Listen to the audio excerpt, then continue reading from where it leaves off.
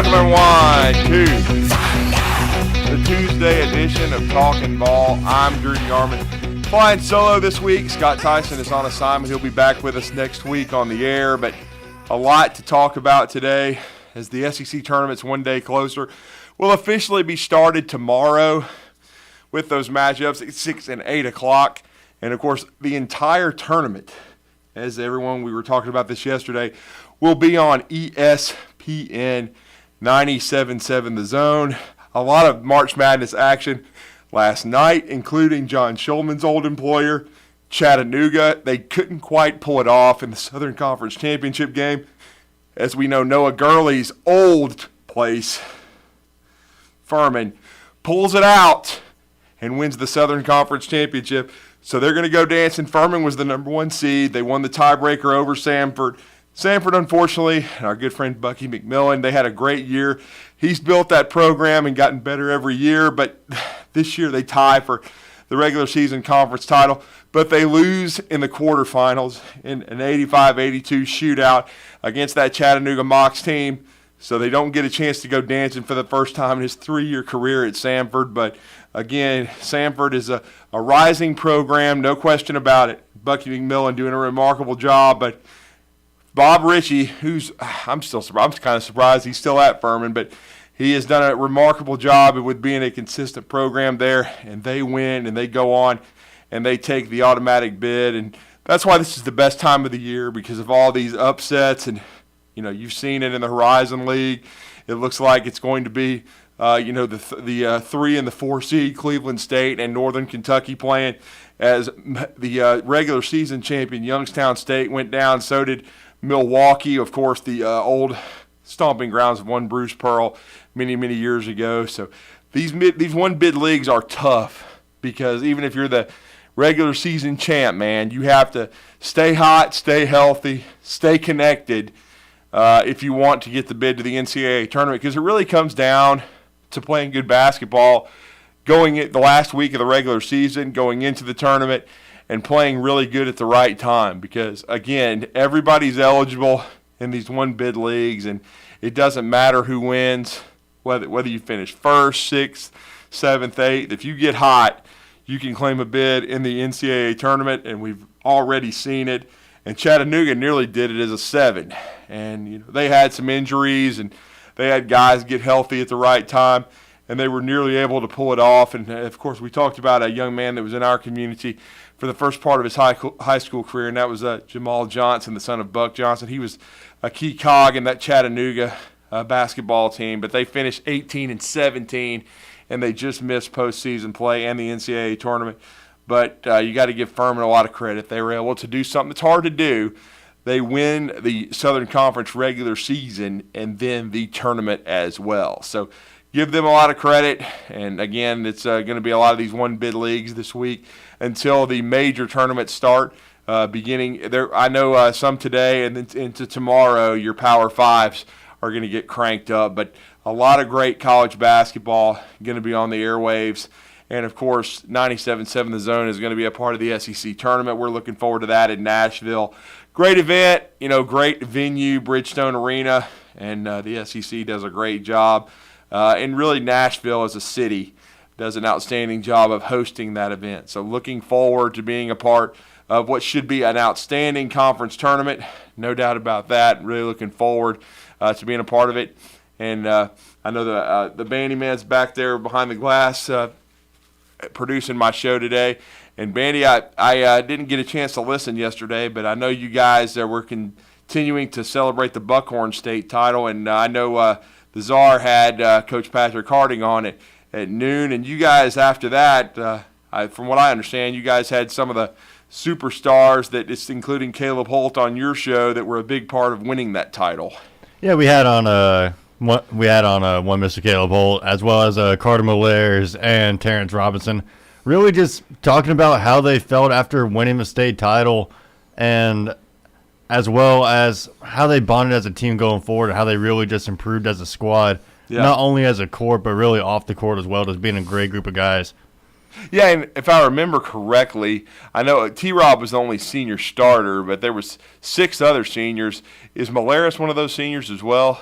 He is. Yeah, that's what I thought. They had 6 other seniors that were on the bench, which is pretty amazing. I kind of equated it to my days with watching the Fab Five at Michigan on the college level, where 5 freshmen came in. They took the starting lineup. They had a bunch of vets like Eric Riley and some others that were still on the team, but they had to take back seats and play supporting roles, but buy into the fact that they had some great players now and they could go to the Final Four, which they did. They went to the national championship game 2 years in a row. But again, that's pretty cool that those seniors all bought in, played key roles, and certainly there's going to be some new talent going to be coming up through Buckhorn. They're going to have to replace those vets, but it's really neat that those 7 seniors and 6 of them as supporting cast guys all bought in and played key roles. And T-Rob, of course, best football player on the Buckhorn team. We also were the home of Buckhorn football and Matt Patterson's group, but he was a glue guy in basketball, and even though he was undersized, was probably the closest thing you could call a true post player for Buckhorn. And I thought he had a really nice postseason run. I thought he really played well.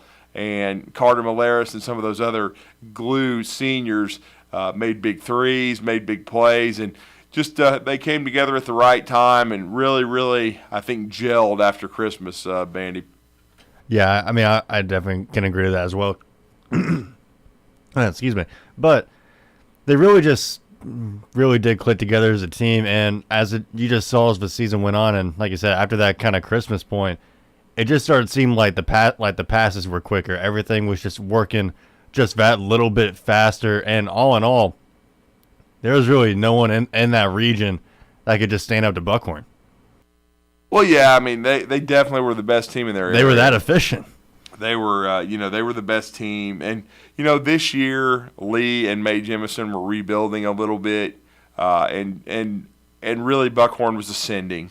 And so that's, and Buckhorn, especially after Christmas and the Huntsville City Classic, began to gel. And when they did, I mean, they beat Huntsville High during the season. I mean, this was a really good basketball team. They only lost 2 games after Christmas, and so that's a true credit to them. They lost to that Jacksonville team that won the 4A state championship. They lost to Archer, a really good school out of Georgia, and both those games were close.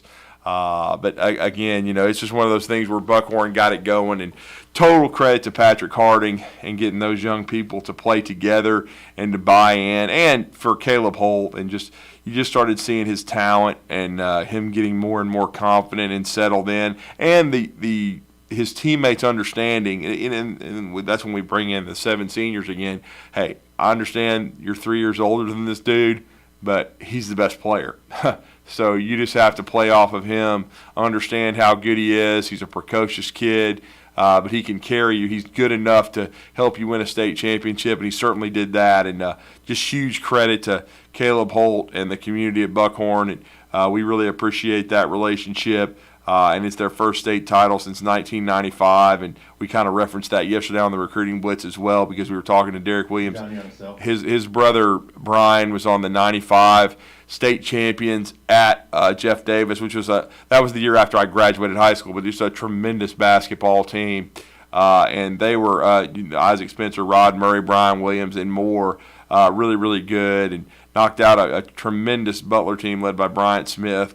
And Lance Gilbert and those guys in the semifinals, and then won the state championship. And so they were Brian Williams was Mr. Basketball. They were tremendous. And so Buckhorn won it that year as well under Philip Colley. So it was just a great time to see the Bucks, though, get back atop the heap in 6A and one of the biggest classifications, and to watch someone like Caleb Holt come into his own was really, really amazing. But I know we're going to go out to the Neighbors Wealth Management Hotline. Johnny on a cell going to join us. Johnny, welcome to the show. How are you? I'm great. So how many offers has the Holt kid got already? Well, I mean, he'd already had Alabama's and Auburn's, and and I know Florida offered, I think, after the semifinal win. I mean, it's just going to be, from this point forward, who hasn't offered him. I mean, he's going to get all the verbal offers you can get. I mean, it's amazing. I mean, he can't sign for another 3 years, but he's going to have all the offers that he wants. I mean, of course, there'll be questions about reclassifying, because kids have done that. I hope he just continues to play, and sometimes I think reclassifying can be a dangerous thing too, because you're still so young, because he is truly 15 years old. So he just needs to keep getting better. I'd like to see him stay at Buckhorn High School too, because as we were talking to Derek Williams yesterday on the recruiting blitz, like he said, he's told kids, he's told parents, he's told mentors.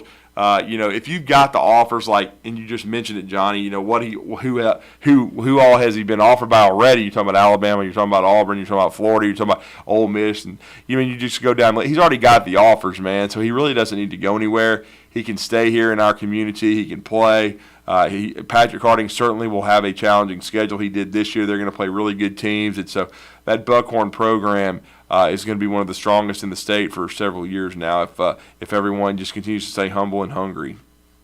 So it goes really back to NIL money and keeping him out of the G League, sounds like. So, I know that based on talent levels, he sounds like a Miller type where somebody's going to have to bang some jack to get an NIL deal in place to get the kid on campus. Well, yeah, but here's what's going to be interesting, Johnny, is by the time he's a senior, NIL may be a lot different. That'll be 3 years down the road. Now, it'll still be there in some form, but it's going to be interesting to see if these individual states and the federal government and everything start putting in checks and balances so kids aren't getting, paid out of high school. Because that's not really what NIL was designed for.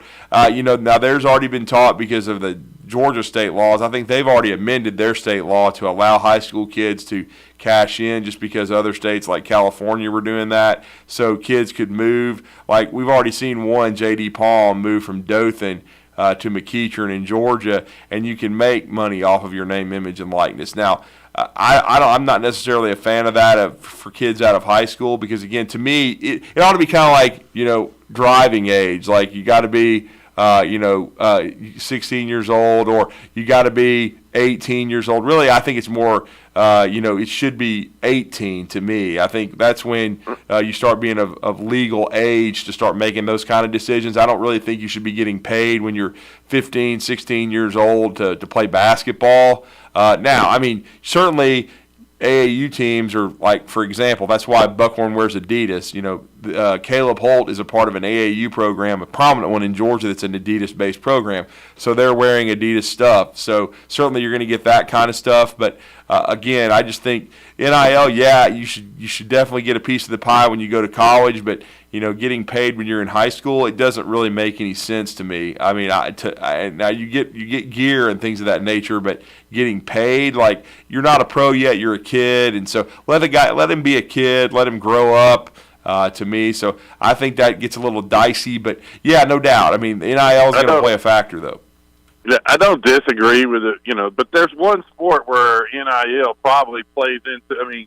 Like JQ came into Bama or came out of high school with a whole giant following. That's probably a sport that lends itself to freshmen being more, I guess, more eyeballs on them because of AAU and things like that. So I wouldn't. I agree with you in football. Kids, there's a billion high school kids that are 5-star flops, but there's in basketball generally the eyeballs follow the.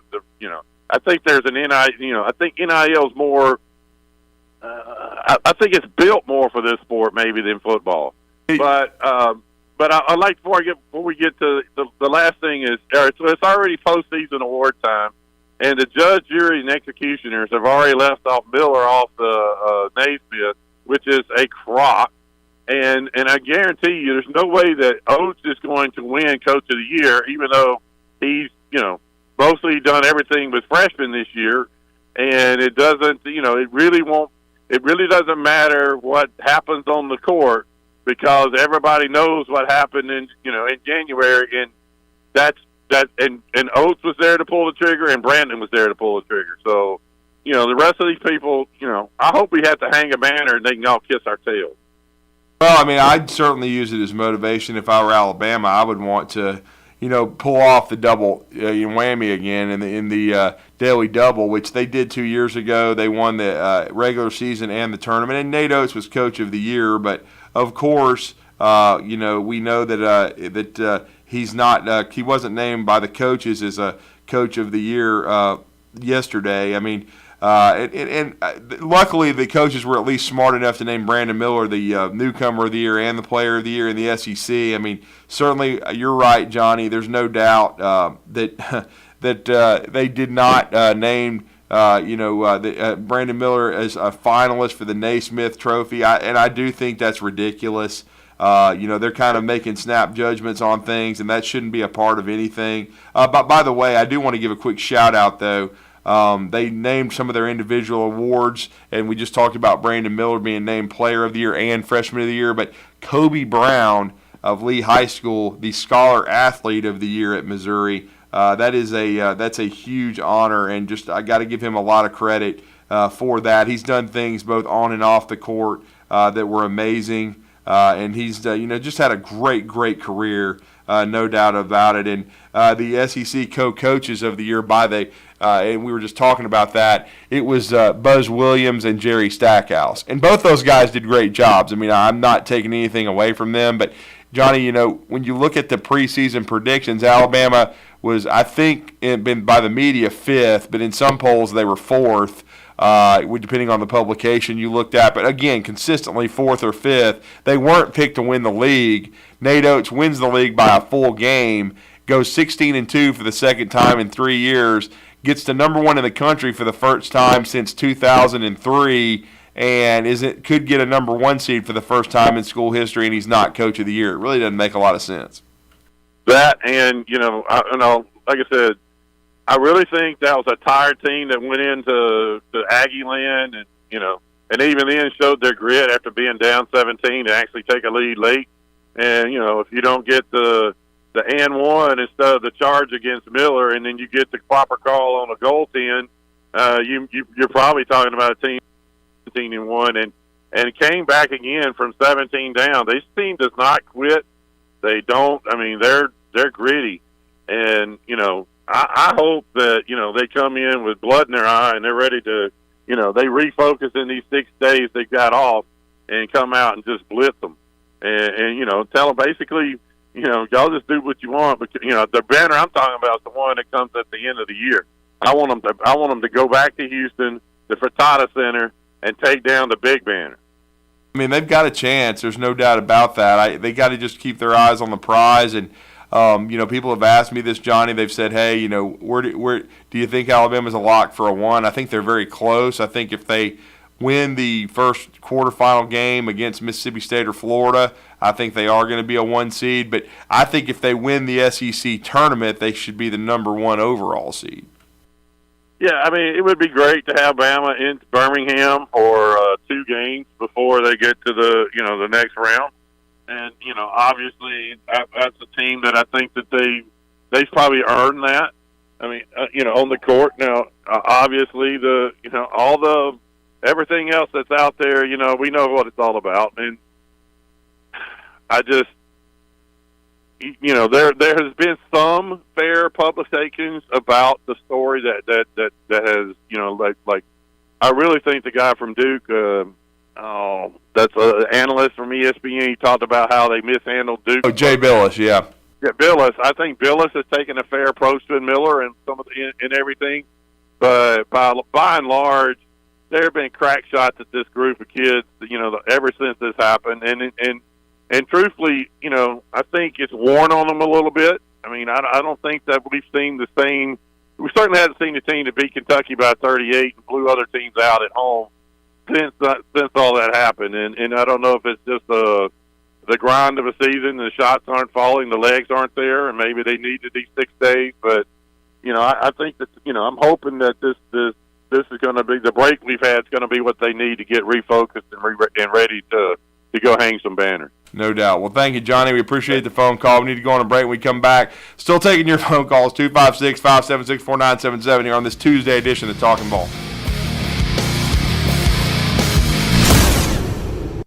You're listening to Talkin' Ball on 97.7 ESPN The Zone.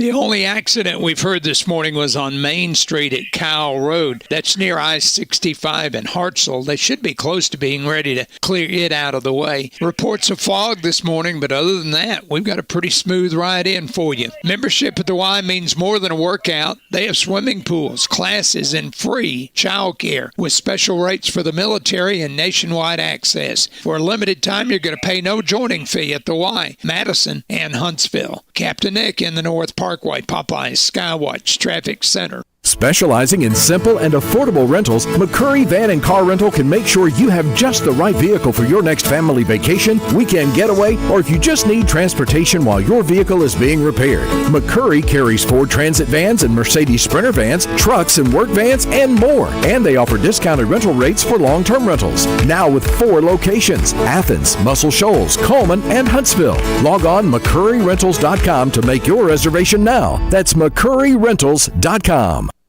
Ladies and gentlemen, whether you want to believe it or not, the holidays are upon us. It is time to start thinking about the important things like, hey, what's on the menu this year? It is time to pre-order your honey glazed ham or turkey from Apple Lane. Let's get honey glazed for the holidays and make the holidays even sweeter with our award-winning banana pudding. That's right. Let us help make this year's holiday just so much easier. Apple Lane, come see us in Decatur, Alabama on the Beltline.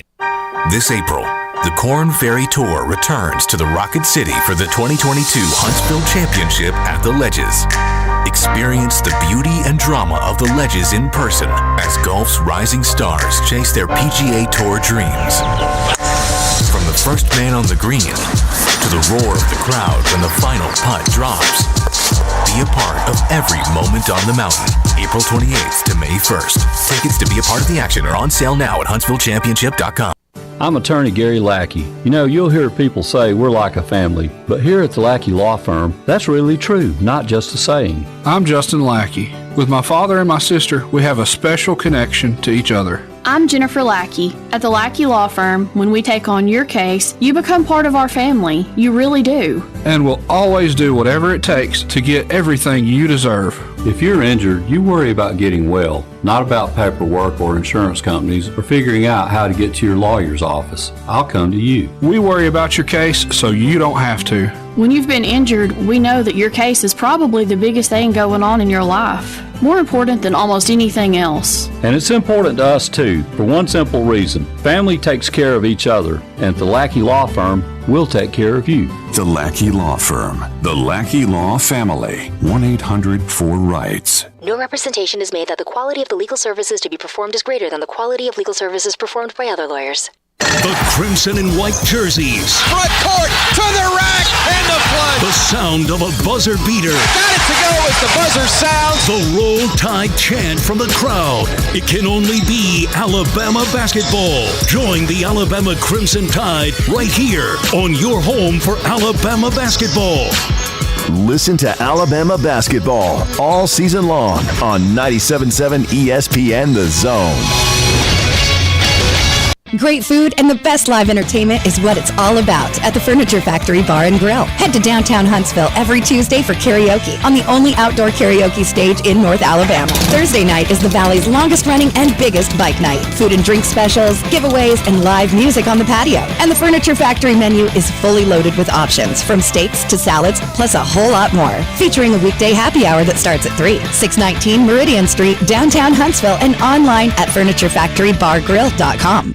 Are you in the market for a recreational vehicle? Do you want to get out and see more of this beautiful country? Well, imagine hearing the laughter of your little ones enjoying gooey s'mores by a cozy campfire and making lasting memories with your friends and family from the comfort of a new camper. We can make your dreams come true at Hall's RV. With over 15 years in the camping business, we know how to get our customers into the perfect camper. We have several models and floor plans here for you to choose from, both new and used. We're family owned and operated with fantastic deals and great service. Everyone wants to work with people they can trust, so come on down to Hall's RV and get the deal of a lifetime. We'll treat you right and get you on the road in the camper of your dreams. Visit us on Highway 431 in Albertville. Hall's RVs, where we sell fun. Or see us on the web at www.hallsrvsales.com.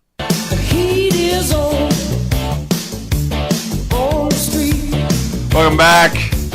As we said, some of the Power 5 tournaments getting cranked up today, including the ACC tournament, the New York Life ACC tournament. I believe it's being played in Greensboro, North Carolina.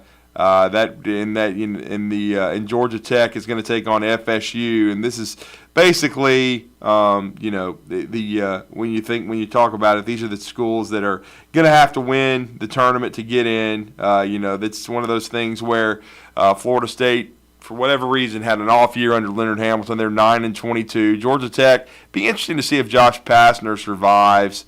14-17. I know just a couple years ago he won the ACC tournament, seemed to catch a new life there, but Georgia Tech still struggling. Louisville, first year under Kenny Payne, 4-27 for Louisville. They finished last in the ACC. They're going to take on 15-16 Boston College. And then, could it be the final game for Mike Bray at Notre Dame? Mike Bray says he's not done coaching, but it looks like his time, and he's the winningest coach in Notre Dame history, is about to come to an end at Virginia Tech. They made a Cinderella run last year as the 7th seed in the ACC tournament to win that and beat Duke in the finals. And Duke went on to the Final Four. Virginia Tech got to the NCAA tournament. But Virginia Tech right now, they will take on Notre Dame in the final game of the night. But 3 games today in the ACC tournament, all 6 of these teams going to have to win the conference tournament in order to advance. So we're going to continue to monitor those. And, of course, then on Wednesday, the Big Ten tournament gets underway. Wednesday, the Big Ten, that's going to be Ohio State and Wisconsin. Somehow, I don't know how, really, Wisconsin, I'm looking at a lot of these projections by the bracketologists. They still have a chance to get a couple of wins and get in. They're 17-13 overall. Ohio State, no shot. They've got to win the Big Ten tournament. They're 13-18. Chris Holtman and those guys have had an off year, no doubt about it. And then Minnesota and Nebraska both have had, poor seasons. Nebraska 16-15 under Fred Hoiberg. They're okay, but they're still going to have to win the tournament. Minnesota 8-21. And they're not very good at all. So we're going to continue to monitor those, no question about it. And then Wednesday, Texas Tech, West Virginia in the Big 12. Texas Tech, we all know about you've been keeping up with it lately, the Mark Davis situation. Looking like they're going to have a coaching change there. A lot of strife going on off the court for Texas Tech. West Virginia and Bob Huggins probably need to do some damage in the Big 12 tournament to ensure they get in. They're on the bubble under the Hall of Famer, Coach Huggins, who's won over 800 games. And then the Bedlam is going to have a Chapter 3. Oklahoma, who gave Alabama the biggest whipping of the year, and yet Porter Mosier and those guys are only 15-16. They're going to take on Oklahoma State. Oklahoma State, some still have on the bubble at 17-14, but they're probably at least going to have to win 2 games in the Big 12 tournament. And that game, those two matchups are on Wednesday to get the Big 12 tournament cranked up. So as we said, the ACC starting tonight with 3 matchups, but the Big 10 tournament, and of course, as we said, and then Big East. I know the Big East is going to get cranked up on Wednesday as well. The Big East is actually an underrated conference. It's basketball only. The Butler Bulldogs are now in that league. Butler not having a great year. Brad Stevens is definitely not on the sideline anymore. 14-17. They're going to take on Mike Anderson and the 17-14 St. John's team. DePaul, and we have a local tie there with of course, Mr. Johnson from Austin, and our good friend Jake Miles, Javis Johnson, is on the team, and he's an outstanding player for them, one of their leading scorers. DePaul 9-22 though, struggled this year. They're going up against Seton Hall, and then Georgetown and Patrick Ewing 7-24. How far has Georgetown fallen? They're going to be taking on 16-15 Villanova. Villanova struggling in the first post-Jay Wright season. So all those games are going to be starting on Wednesday as well. And again, I know the Big East is not considered a quote-unquote Power 5 league, but in my opinion, it really is. I think it's one of the better conferences in the country, no doubt about it. And like I said, but the one tournament getting started today that's Power 5-wise is going to be the ACC tournament over in Greensboro, and there's going to be some interesting matchups. And like we said, with the SEC will be getting started tomorrow, and we will have full coverage starting. And then the Pac-12 tournament as well. I'd be remiss if I didn't talk about that. There's going to be 4 matchups on Wednesday there. Colorado and Washington, 2 16-15 teams. Cal Berkeley, good Lord. Cal Berkeley, 3-28. I knew Cal had a bad year, did not realize it had reached that depth, but that's what happens when you hire Mark Fox, who's terrible. But just asked Steve Moulton. 3-28, Cal Berkeley. And then, of course, Washington State, 16-15. The Stanford Cardinal and Jared Haas. Wonder how much longer Jared Haas will be at Stanford.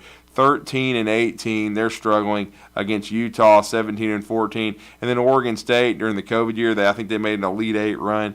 Oregon State 11-20 against Bobby Hurley and Arizona State 20-11. Bobby Hurley and Arizona State still got a shot to get into the big dance, but they've got to pile up some more wins. But wow, I mean, the Pac-12 tournament getting started on Wednesday as well, just to sort of update everyone. And then kudos to the University of Louisiana, another one of those one-bid leagues, an automatic bid. And we hate it for Richie Riley in South Alabama. They played Bama early this year, and I believe it was a 65-55 Alabama win in the Mitchell Center. Beautiful place to watch a basketball game. But South Alabama falls just short in the finals of the Sun Belt Conference tournament. They fall to Louisiana in the final minutes, 71-66. So USA falls just short as well of representing our state in the big dance. So, but again, a lot of college basketball getting cranked up, including the SEC tournament tomorrow. As we said, those 6 o'clock and 8 o'clock matchups, and you will hear all of that here on 97.7 The Zone, starting with Ole Miss and South Carolina. And then, of course, LSU and Georgia. But we're going to go on a break, and we're going to come back and take your phone calls, 256-576-4977, if you want to join us here on this Tuesday edition of Talkin' Ball.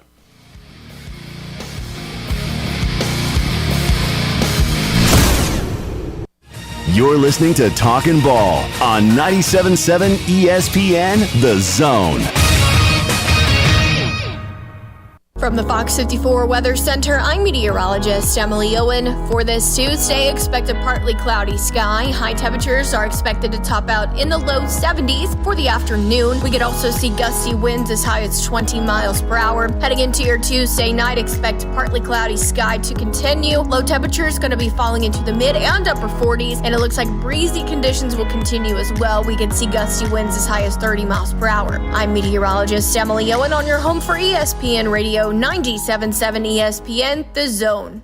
Good morning. One accident this morning in Hartselle in Morgan County at Main and Kyle Road. That's just off I-65. They were running traffic through a parking lot there, but they should be about ready to clear on that one. Everything else looks good. A little bit of ground fog. You be careful, especially if you got a long way to go. You could fly Breeze nonstop to Orlando, Las Vegas, or Tampa, $49 and up. What are you waiting for? You could book today at flybreeze.com. Seriously nice. Captain Nick in the Jordan Lane, Popeyes Skywatch Traffic Center. The Alabama Securities Commission regulates the investment industry in Alabama and protects you from financial fraud. Anyone asking you for investment money must be licensed. Fraudsters attempt to lure investors by offering high returns and attractive products like a coronavirus vaccine or cure, rebuilding communities after a storm, or gold, oil, and gas. You are careful with your money, but fraudsters aren't. Before you invest, call our hotline at 1-800-222-1253 to verify the licensing of the person making an offer and the product. Call before giving your hard-earned money to anyone. Don't get caught in a get-rich-quick scheme. Learn more about the red flags of fraud and find free financial education material on our website at asc.alabama.gov. That's asc.alabama.gov, or call our investment hotline at 1-800-222-1253. Paid for by the Investor Protection Trust and brought to you by the Alabama Broadcasters Association and this station. What does it mean to be a part of the Southeastern Conference? That you paint your body, your car, and your dog your school colors? Maybe. But it means more than that. It means your alumni network includes the state, the country, and beyond. It means your school ring doubles as your resume, and yeah, you better believe it means more titles, like doctor, CEO, and your honor. Because this is the SEC, and here, it just means more. What does it mean to be part of the Southeastern Conference? That yours is the only conference with its own chant? Well, yes, but it means more than that. It means a study abroad program that might include reforestation in a mangrove swamp in Australia. It means finding your calling, your future spouse, your startup's co-founders, and of course, grilling tongs that play your fight song. This is the SEC, and here, it just means more. Online at 977ESPN.com. Stream them online. Call in. It's an important job, and it's an vital organization. Tweet in and join in. We are 977 ESPN The Zone.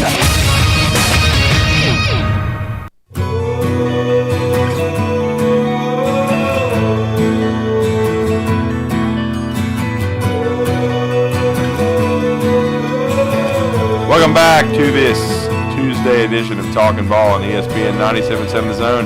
I'm D-Squared Drew DeArmond with you for the next hour and a half. We're going to have two frontline guests in our second hour. We're going to have Vince Farrar. We're going to talk some Tennessee. They've got a very interesting journey now ahead of them. They're coming off a loss at Auburn in Neville Arena, 79-70, but they don't have Zakai Ziegler. And when we last talked to Vince, it didn't look good. Now, we didn't have it confirmed yet about Zakai being out for the rest of the year and having to come back from an ACL, much like a Javon Quinterly's had to for Alabama, but he has to do that now. And so we've now Vescovi, who seems like he's been there for 8 years, he's going to have to step up and play really good basketball. Did for most of the Auburn game, but they're going to need him so much to play well. Julian Phillips, they're going to need him, no question, to play well as a freshman and step up. And he's had some bright moments this year. Been a newcomer of the week, very talented young player for Tennessee. That's going to have to come into his home. Josiah Jordan James, got to be healthy, got to be playing well. This is still a veteran Tennessee team, very good team, but they don't have their engine in Zakai Ziegler, and so we're going to talk to. Certainly Vince Farrar about that. And we're going to talk to Dean Myrick, who is the commissioner of the Alabama Community College Conference. And their women's and men's tournaments are getting cranked up today over at Alabama A&M. And we're going to talk some junior college athletics because it's become very prominent too, especially with the transfer portal and the way the recruiting processes have kind of evolved with so many guys being on the move and being able to transfer without sitting out. It's put it's allowed the junior college systems to sign some really talented student athletes, including the Johnson brothers, the twins, the two-time state champions from Jacksonville, who just committed to Shelton State. So a lot of outstanding young men and young ladies getting a chance to further their educations on the junior college level. So we're going to talk to Dean Myrick about that. But now we're going to go back out to the Neighbors Wealth Management Hotline. I believe Don is waiting to join the show. Don, how are you? Good, Drew. How you doing today? Good, sir. Question for you about the bracket. Sure. With all the stuff going on with the lower level conferences right now, what does that do to our number one seeds? I mean, when I say what to do, does that significantly impact them with the teams that would be out there that might be slotted against them? And I'm trying to understand what you're saying. Are you talking about from an Alabama perspective? What team? Right, from an Alabama perspective, not from the University of Alabama perspective. It's probably going to be a number one seed. Right. How does all this stuff? like the ASUN and all these tournaments, how is that affecting who they are predicting they would open with? I mean, not a whole lot, because I think they usually slot these teams, from these leagues. Because it's kind of like one of those things where certainly Furman and Samford, for example, in the Southern Conference, had a higher profile than a Chattanooga, and Furman won it. So all the projections that I've been seeing lately, Don, had Samford as a 15 seed in the South in the bracket with Alabama, and they would have been on the other side of the bracket. And they would have had a chance probably to play in Birmingham, but now they've lost, so we'll see. I would still think that Furman would probably be a 15. Now, it may not be in Alabama's bracket, because you know how it is. The NCAA committee never admits this, but they do try to create storylines and connections with teams. And so if Alabama were to fall off the 1 line and go to a 2, would it shock me if they were in Birmingham but playing against Furman? No, because guess what? Noah Gurley came from Furman.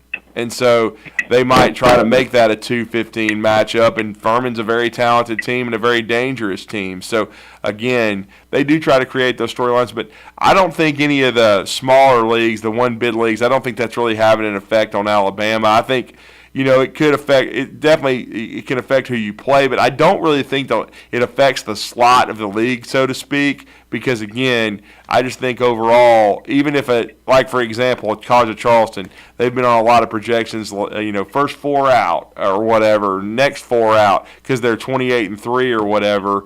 27-3 at one point, but they're still going to have to win their conference tournament, because regardless, they're not going to get in. So whoever represents their league is probably going to be slotted around the same place. Okay, so my question or my thing was, one of these teams wins in an upset, do they get slotted in a 16 spot? But maybe. I mean, for example, if you have someone win your conference out of nowhere, that's maybe 13-18 or something like that. That could be possible, but in most cases that doesn't happen. Every now and then it does, but I think overall when you look at it, I think the Southern Conference is pretty respected. And when you looked at their final, 6 or whatever, and Final 8 and the quarterfinal matchups for that conference, I mean, they were some outstanding teams. I mean, Chattanooga got healthy at the right time, and they were a 7 seed, and they knocked off the 2 seed in Samford. So, but I don't think there was a lot of difference in those two teams. I think they're two very good mid-major programs, especially with certainly with Chattanooga being healthy. But again, I don't think that plays too much of a role in it, unless you just have a true Cinderella where a team with a very poor record wins it. But in most cases, even in the one-bid leagues, Don, that doesn't happen. All right, that's kind of what I was wondering about. Thank you, sir. Thank you. Have a great day. Yeah, yes, sir. Thank you. I appreciate you listening. And a lot of times that doesn't happen. Again, even I think we were talking about the Horizon League earlier when we started the show, because there were some upsets yesterday. For example, the 3 seed was Cleveland State. They played the 2 seed in Milwaukee. I was watching a little bit of that last night. At one point in time, I think the 3 seed Cleveland State led 46-20. I mean, they were absolutely mud-holing a good Milwaukee team, but that's not going to shake things up too much. Cleveland State's the 3rd seed. Sometimes you play sometimes you play poorly in your conference tournament. And again, when you're talking about the top 4 seeds from a mid-major league, in many, many cases, it's a razor's edge difference in these teams. Because it's been a long grind of a regular season. They know each other really well. Sometimes it just comes down to who's the healthiest team, who's the most well-connected team, how well you're playing as a group. And so you got to give Cleveland State a lot of credit for taking out a good Milwaukee team last night. And then I think, as I said, Northern Kentucky's had a lot of success in the last several years out of that league, and they're continuing to do that again. Even as the 4 seed, they took out Youngstown State, and I think they won by 12, 75-63. So Northern Kentucky and Cleveland State, and whoever wins that game, one's the 4. I believe Northern Kentucky is. And Cleveland State's the 3. It's not going to make a bunch of difference. Whoever wins that league tournament, and I think they're going to be a 15 seed, very, very likely. Would not surprise me in the least if they end up being a 15. So, but a very good league, no doubt about it. And I believe Northern Kentucky's coach is Darren Horn, who at one time was at Western Kentucky and then South Carolina, and is doing a really good job at Northern Kentucky. Of course, Northern Kentucky at one point was coached, by a former Alabama assistant as well before he went on to Cincinnati, no doubt about it. So John Brannon. So again, Northern Kentucky's a pretty good mid-major job there in the Horizon League, and they've had a lot of success in the last decade. So certainly they're a team to watch, no question about that, as they continue to go on a run. But I know we need to go on a break. When we come back here on Talkin' Ball, we're going to take your phone calls and wrap up Hour 1 here on ESPN 97.7 The Zone. Stay with us.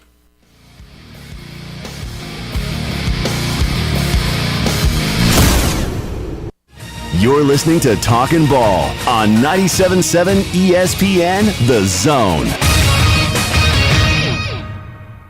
Just got a wreck reported on Mount Zion Road. I don't have an exact location or an injury status yet. They should be clear of that wreck in Hartselle, Maine, and Kyle Road. That one did report as an injury type. Officers, construction workers, and first responders put their lives on the line every time they step on the roadway. Why not make it safer for them? Slow down or move over. It's the law. Captain Nick in the Jordan Lane, Popeyes, Skywatch Traffic Center. The college basketball regular season is winding down, and the football specials at Humphrey's Bar and Grill are now going to extend into basketball season with football specials during every Auburn and Alabama basketball game. Don't miss Humphrey's game day specials from $2.75 Miller Lite, Yingling, Coors Light pints, $3.50 Yellowhammer Gold pints. Anytime Auburn or Alabama is on the screen. Humphrey's, always a party, never a cover. Located online at humphreysdowntown.com. At Bryant Bank, we recognize your time is valuable, and easy, secure access to your finances is essential. That's why we provide the financial tools you need to manage your money on the go and make life a bit easier. At Bryant Bank, we're here to help with instant debit cards, Apple Pay, person-to-person payments, and more. Bryant bankers want to show you how beneficial our digital banking services can be. Learn more at bryantbank.com. Bryant Bank. Live legendary. Member FDIC. The calendar does read March, and that means it's time for you to enjoy some Talon Heating and Air St. Patty's Day specials. And if the utility companies have been taking all the green out of your wallet, Talon Heating and Air, Thomas, has the pot of gold at the end of the rainbow to help you put it back in. That's right. We have a special right now for all the listeners of this commercial. Get $1,000 off, in addition to excellent savings with the Bosch equipment. It's Talon Heating and Air St. Patty's Day special, and tell them how they can ring you guys up. That's right. They can give us a call at 256-503-4490 or at talenthvac.com. Talon Heating and Air will have you seeing more green this March. And if you're feeling really lucky this March, make sure you join our 97.7 ESPN The Zone Bracket Challenge presented by Talon Heating and Air. Maybe they'll have you seeing more green. You could save big when you bundle your home and auto with Progressive, but when we just come out and say it, it feels like it falls a bit flat. So instead, we're going to have someone else say it. Because for some reason, when a random person talks about how great something is in a commercial, it's more believable. I saved with a Progressive home and auto bundle. And there you have it. I mean, I'm not sure why she's more believable than me, but either way, you get the point about the saving. Progressive Casualty Insurance Company and Affiliates. Discount not available in all states or situations. Normally, when you call a roofing company, all you hear is, you need a new roof. Not when you call Fleming Roofing and Restoration. Since 1965, the folks at Fleming have been focused on what you need, whether it's an easy repair or a full roof replacement, commercial or residential. And when it comes to storm damage, you want Fleming on your side. They know all the ins and outs of insurance claims and will guide you through the entire process. Log on FlemingHSV.com and book your free estimate today. Fleming Roofing and Restoration. We show up. Hey folks, this is Arthur Seed, managing partner of University Kia, letting you know we are proud supporters of Crimson Tide football. Stop into University Kia today and shop our large selection of new Kias, including the all-new Telluride 8-passenger SUV, the stylish new K5, and sporty new Seltos. Visit universitykia.com for all our great offers. And get pre-approved in minutes so you can drive home your new Kia today. because we want to see you in a Kia. Roll Tide! If you're ready to lower your utility bills, it's time to call Eagle Insulation. Eagle can handle it all. Attic re-insulation, insulation removal, wall insulation, and new construction insulation, commercial and residential. Our primary goal is to save you money, and lots of it. Typical clients realize their return on investment within 3 to 6 months. That means the re-insulation actually pays for itself and then some. See if we can help you. Contact Eagle Insulation today, 256-755-1556, or log on insulatewitheagle.com.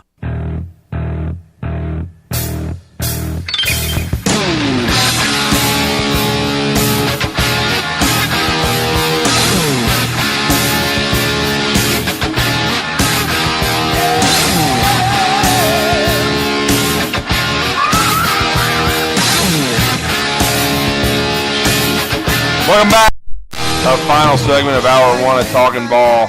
I'm Drew DeArmond, and we're going to go out to the Neighbors Wealth Management Hotline. He probably should have his own reality TV show. Or I keep thinking he's going to end up on American Pickers or something with all this stuff he keeps finding. But he has now found what I call the Archie Manning. He has found a classic camcorder, one of the first ones that looks like, I think it's an RCA. He just sent us a photo. But Brandon is back with us on the Neighbors Wealth Management Hotline. Brandon, another nice find for you there, man. How are you? Man, I got another one I didn't send you. There you go. I got the one that's the big one that sets up on the shoulder that takes the full size VHS tape. Uh-oh. And I had it last night, and I picked it up, and my wife was looking at it, and I said, "You loaded on this side." And my son looks at me. He said, "Is that a rocket launcher?" And I said, "No." Wow. He's like, "Because if it is, I want it." I said, "No, it's a recorder."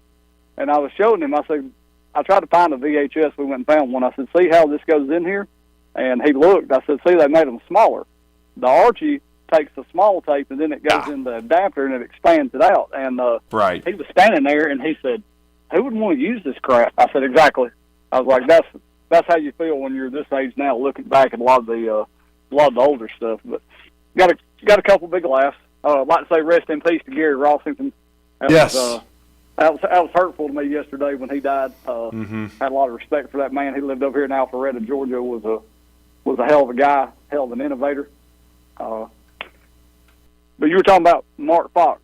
Yes. How the hell you make your conference tournament when you're 3-28?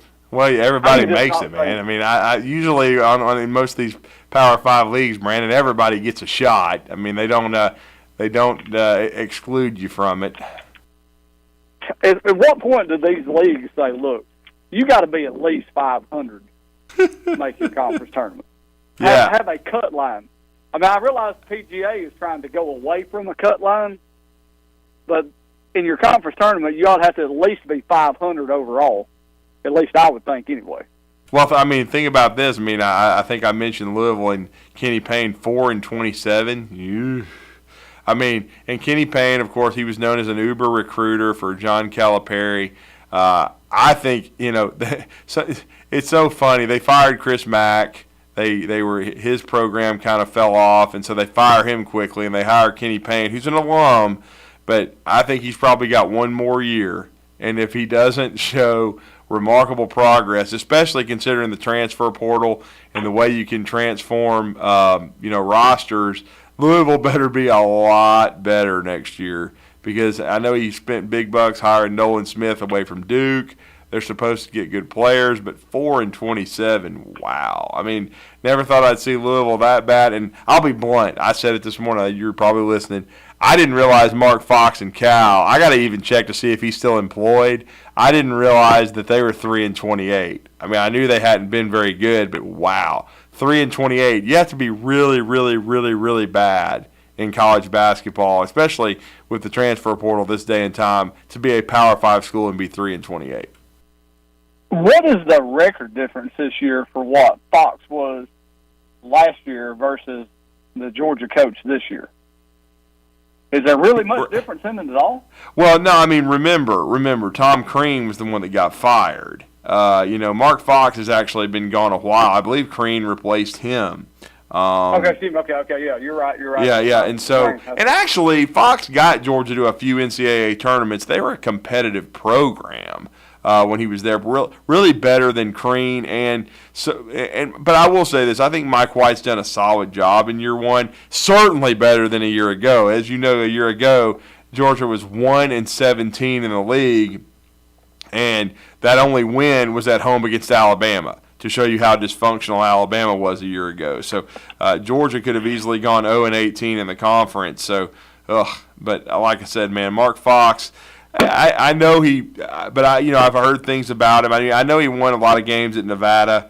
Not exactly, I think an innovator and a guy that's, I heard let's just say I've heard some unflattering things about him and the way he's approached the recruiting process in the past, and from coaches that have dealt with him. I don't think he's exactly Mr. Personality. But again, I would be shocked. But of course, Cal, I don't know that they really put a ton of emphasis on winning in athletics. I mean, it's a great academic school, one of the great academic schools in America. And I think in many ways, Brandon, they worry more about that than they do winning in athletics. Because if you've let your basketball program, dip to 3-28, it doesn't get much worse than that. I think they're probably more worried about their players not getting stabbed or burned walking around on campus compared to some of the stuff I've seen out there at this point. Yeah, I mean, no doubt. I mean, it almost feels that way. No question. I mean, because Cal football's, average. They're and then they at one point they dropped baseball, but I think they brought it back. So they don't exactly put a ton of emphasis, on athletics. And I mean, this is definitely not the days of Jason Kidd and those guys playing under Todd Bozeman at Cal Berkeley. After Lou Campanelli got fired because the players basically did a mutiny, almost like what I'm considering what has happened in the Texas Tech situation. So, which is really kind of bizarre. But again, in the coaching climate, this day and time, that's going to happen sometimes. You're just going to have a bad fit. The players are almost going to revolt, and that's what happens. As far as Bama goes, I know we live and die by the three, but with this little bit of time off, do you think that Oates is going to kind of try to put in somewhat of a package to adjust to us not being able to hit the threes as much? I mean, like it almost seemed like they would work on a lot of inbound in the post and some 12 and 16-foot jumpers and trying to emphasize that more. So if you don't get going with the three, because that seems like that's one of the few things that hurts us. And like I look at Bediako, if Bediako had a sky hook, people be in trouble. Well, I think. Finish your thought. I was wondering, do they ever self-scout these things and think, I need to develop these things during their downtime? Because I figure Bediako will be back next year.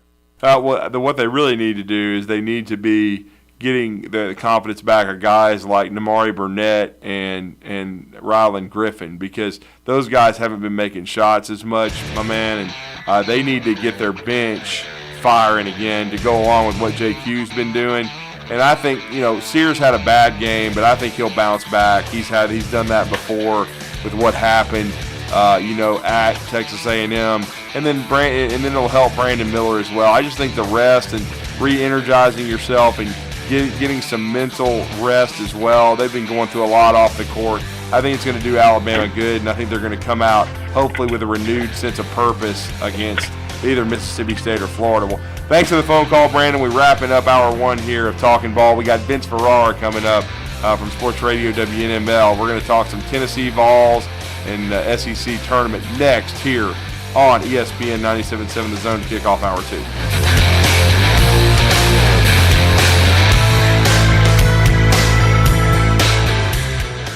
This is Brent Musburger's VSiN Action Update on 97.7 ESPN The Zone. Check out VSiN's catalog of original podcasts, daily and weekly programming to keep you in the know when you're on the go.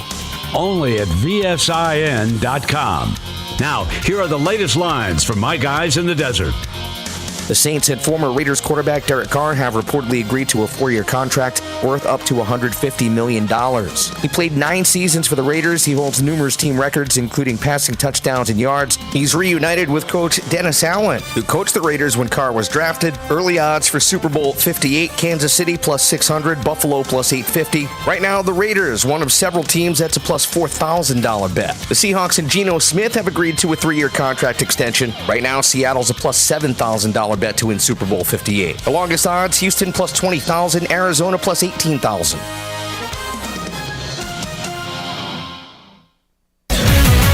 WCZN, Union Grove, Huntsville, Alabama. 97.7 ESPN, The Zone.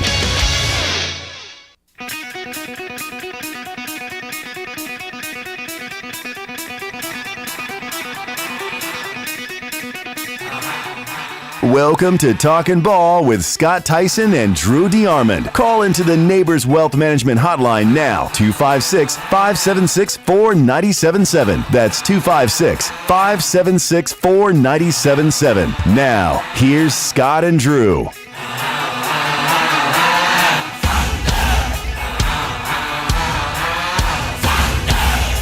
Welcome back to Hour 2 of Talkin' Ball.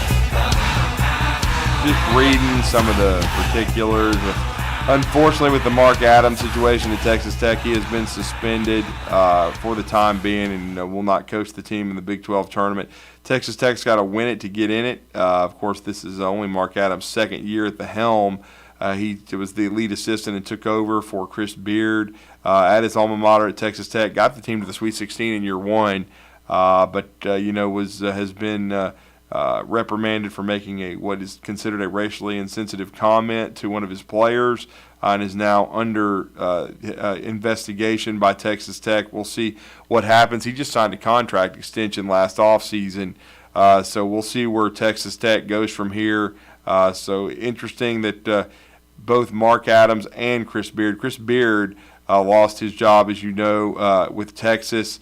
Rodney Terry has done a great job with them. They are still considered a solid 2 seed.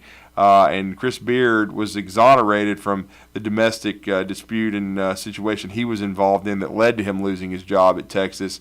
And now has already met with Ole Miss. So it will be interesting. Ole Miss so far the only Southeastern Conference school, and could be the only one, period, to make a change in leadership with their basketball program, as Kermit Davis is not going to come back, and will be interesting to see. I think Kermit can still definitely coach where he re-emerges in the coaching carousel, probably on the mid-major level, but a very good coach. But speaking of very good, our first guest of the show, first live guest, going to join us on the Neighbors Wealth Management Hotline from Sports Radio WNML, also the Vol IMG Radio Network. Does a play-by-play for Vol Baseball and Tony Vitello, and of course that's one of the best programs in the country.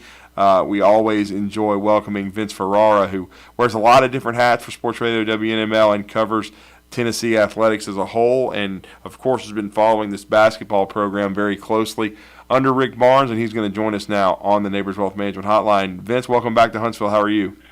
I am great. Thanks for the nice segue. I hope you guys are doing well. Yeah, we're doing well, man. I'm flying solo a little bit. Scott's on assignment this week, so I'm back to the old days of flying solo with the show, which is always good. But speaking, when we last spoke with you, it didn't look good for Sakai Ziegler. When we saw the injury, we were very concerned about that. Certainly now he's lost for the season, so this has reconfigured this Tennessee team. They did not win in Auburn. They didn't play good defensively in the second half. They end up with a 5 seed in Nashville, which I don't think is a horrible draw for them. They could potentially get Missouri in a rematch on on Friday, Vince. But your thoughts on where Tennessee stands right now after the injury to someone that's really the engine of the team? Yeah, in so many ways. And Drew, I talked to Josiah Jordan-James for my Vol Network pregame interview that I do, and I asked him, so you guys you were really inspired, you had all that energy, and you played for Zakai when he went down in that Arkansas game, but in that situation, you don't know if you're going to get Zakai Ziegler back at some point. Maybe it was a scare and it's not as worse as you thought, so there's not that finality. I said, now that you guys know that he's gone, did that kind of hit you guys that, look, now he's definitely gone. Now we're going to have to play without him and for him? And he said, yeah, we definitely had that, but, we're going to, do our best and play inspired for him and, try to do some things to offset that, even though you can't replace him. They showed that they missed him a lot in that game. The biggest thing is what you pointed out. They didn't play as well defensively, and that's what they hang their hat on typically.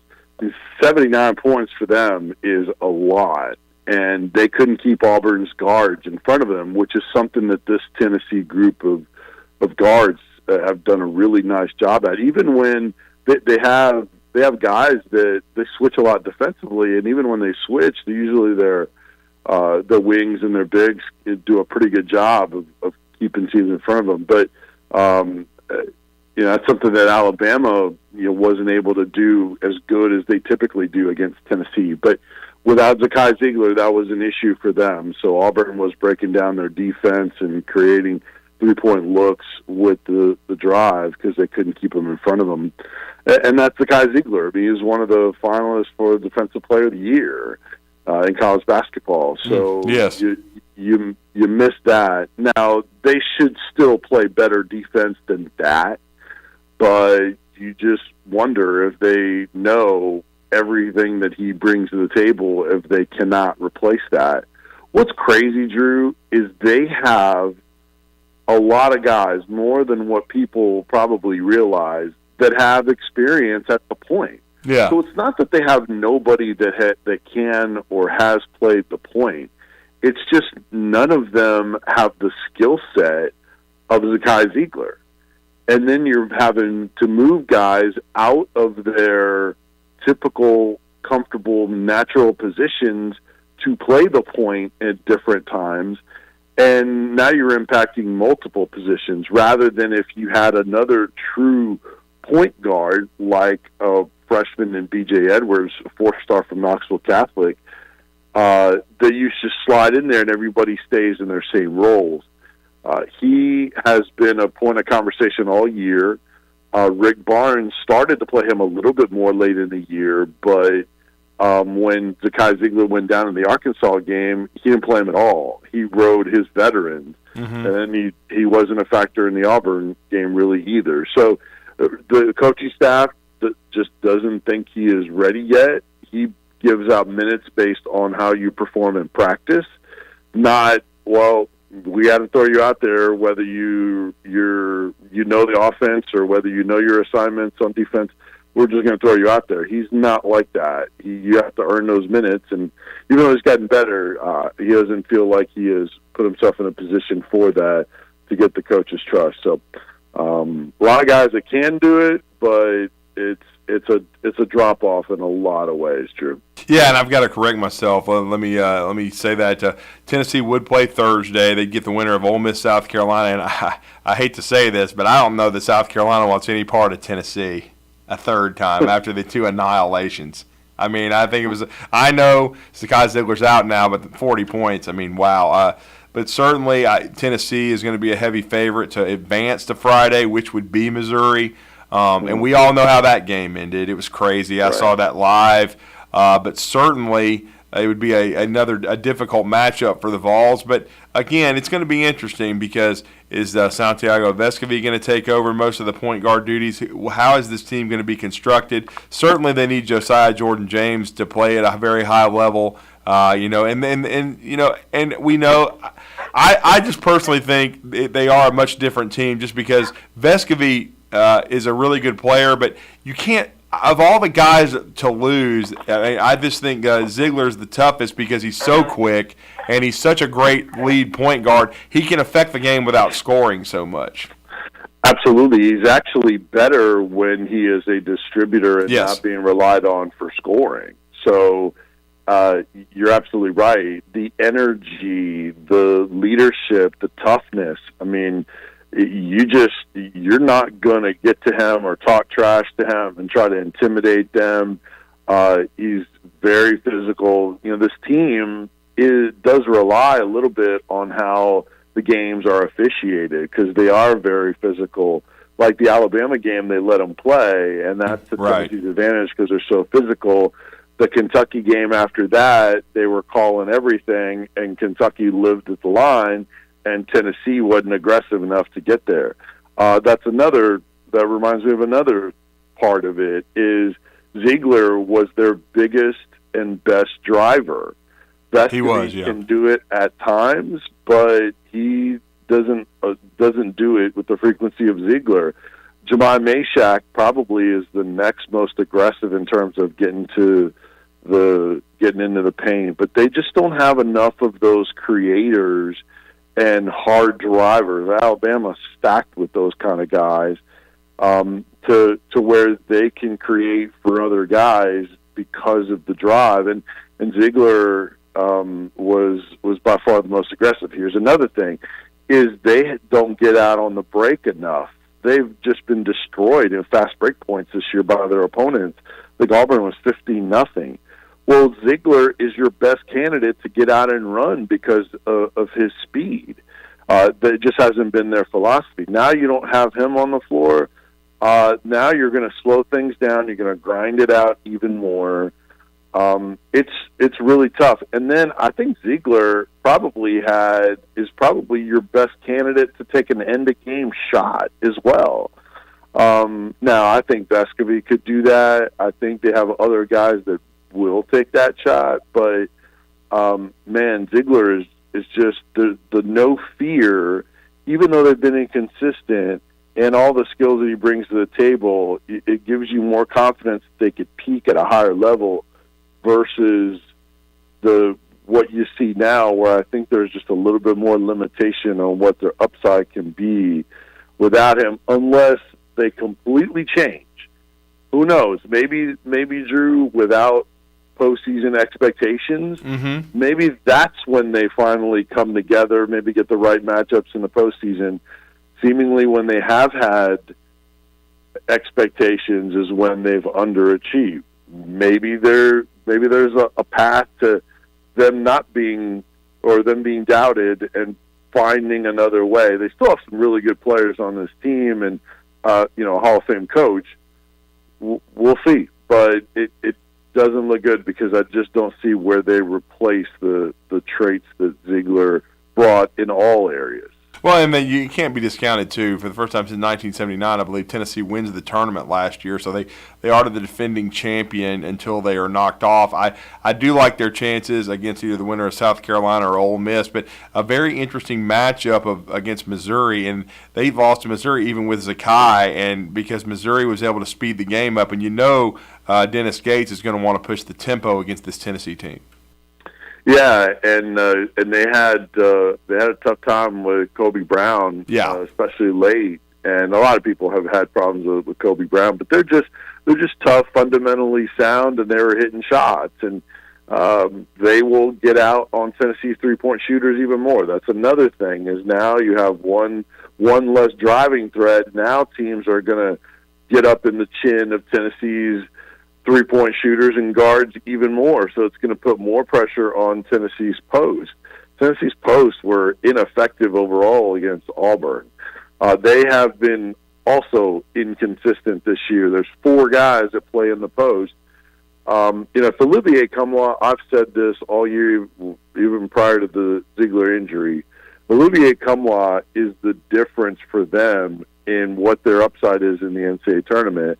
There's some games where he is not an offensive threat or enough of one. There's other games like Texas and South Carolina where he can take over and they can force teams to get off of their guards and drop down to him. But Missouri, because they can shoot the three, they're inconsistent. They were lights out at Thompson-Boling Arena from three. In the games that they shoot a high three-point percentage, they win. When they don't, they lose. So it's all about the three-point shot and Kobe Brown with Missouri. But, it was a close game, and Tennessee has overall defended better than that against the three. We'll see how they do if they match up again. And then, everyone is going to assume that it's Alabama there. Drew, I don't know. You cover the team a lot closer than I do. I wonder if the best thing for Alabama might be a quick exit, a one and done from Nashville, and just try to reset so they can get back to their elite level where they look like the best team in basketball. I don't know that they've played at a high level since the last Brandon Miller news. So who knows? Maybe Alabama is upset, and it's not Alabama, and the bracket opens up. I would not assume anything even if that was the case. I wouldn't assume anything for Tennessee, that just because there's a lesser team there that they're going to win. Tennessee has elite wins in college basketball this year. Their losses are outside of the top 35 net for the most part. Yeah. So that wouldn't automatically mean a path to the title either, because this team has been very inconsistent.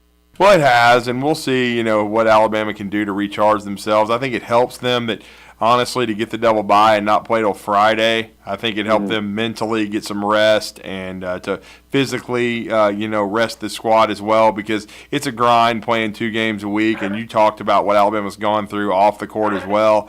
I certainly think it'll help them. But I will say I think they have a lot to play for, though, Vince, because I think Alabama – I still am not totally locked in that they're a 1 just because Purdue is lurking there. So is UCLA. Now, UCLA, I will say, their league is terrible. Okay, I don't think they should be a 1, but you never know what the committee could do. So I still think Alabama needs to get to the semifinals to ensure a 1 and to be in Birmingham, and I know that's what they want.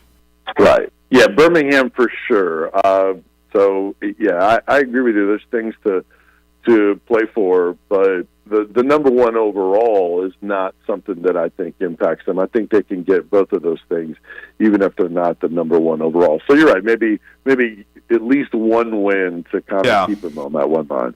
Yeah, and then, of course, there'd be motivation if they did play at Tennessee, because Tennessee's what you just talked about. Tennessee has great wins. Tennessee is one of the only 2 teams to beat Alabama. Of course, Zakai played a big role in that. He was unbelievable in that game. Alabama certainly couldn't guard him. So this Tennessee team will be different. But Rick Barnes, a Hall of Famer, I'm just going to be interested to see, like you said, Vince, with this break, and then they don't play till Thursday, how this team might look, what adjustments he's made since what he saw against Auburn.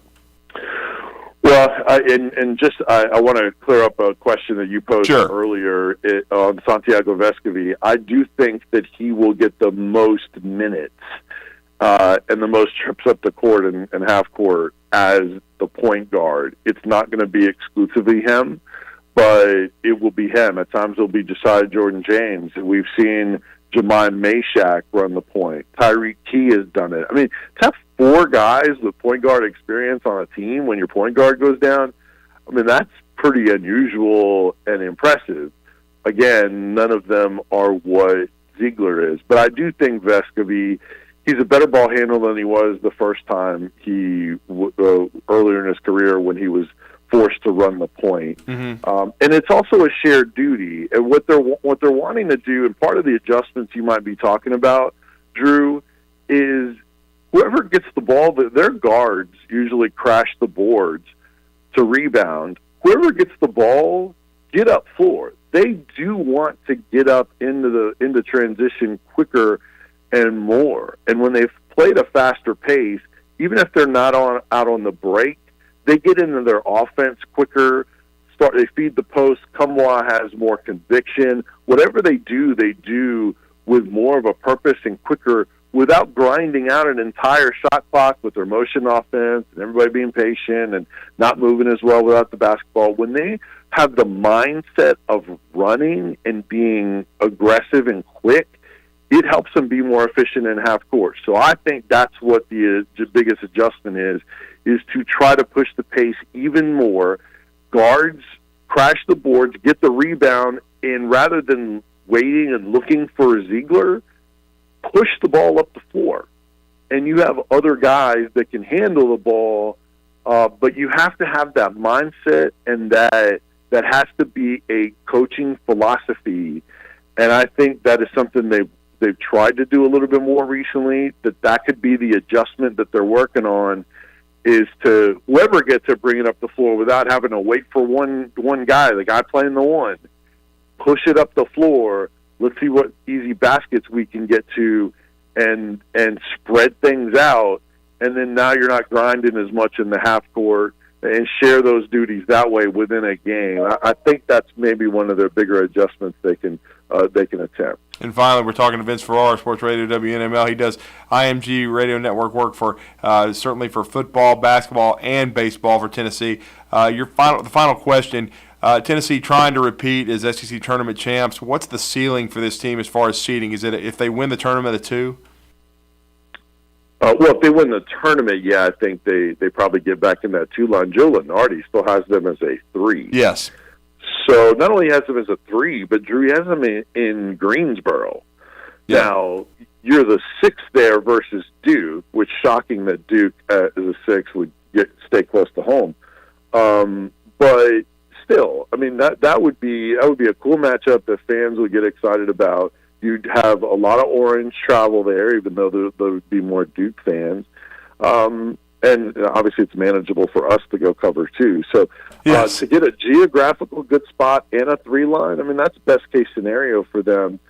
So they're within range if they were to win the tournament as a 2. I think they could potentially, I know they're on a 3 line allegedly right now. If they go 1 and done, if they have a bad loss, they could fall to the 5 line.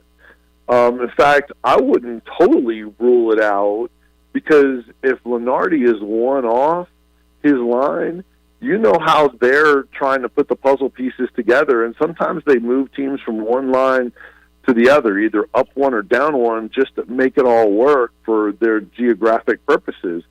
So if Tennessee has a close win over a South Carolina or Ole Miss, and then they were to lose on Friday and go 1-1, it wouldn't shock me if they were to fall to a 5. So I think that's the range for Tennessee, a 2 to a 5 with probably a 3 or a 4, the most likely. Well, great stuff from Vince Ferrara. And Vince, we'll be catching up next week to get your thoughts on the draw, but you do a great job covering Tennessee in all aspects, and certainly we'll also be talking with you as the NFL draft gets closer, because it's going to be a really good day, I think, and a good weekend for Tennessee and Josh Heupel. But let everybody know how to follow your work.